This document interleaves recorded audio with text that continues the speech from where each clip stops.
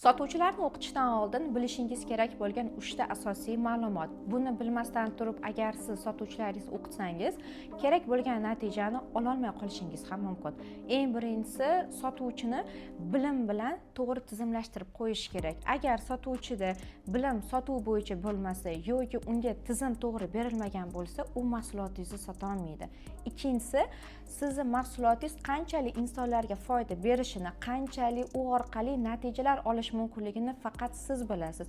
Shuning uchun sotuvchiga biz birinchi navbatda sotuvni nimadan boshlash kerakligini, mijozlarga qanday foyda bilan kirish kerakligini ularga to'g'ri ajratib berish kerak. Uchinchisi, agar sotuvchiga bilim berib, uni amaliyotda qanday ishlatayotganini nazorat qiladigan odam bo'lmasa, korxonada bu degani sotuvchiga qancha vaqt ajratmay, qancha unga bilim bermay, qanchalik u uchun harakat qilmay, u sizga natija bermaydi. Shuning uchun doim sotuvchini biz bilim va tizim bilan doim nazorat qilib turishimiz kerak.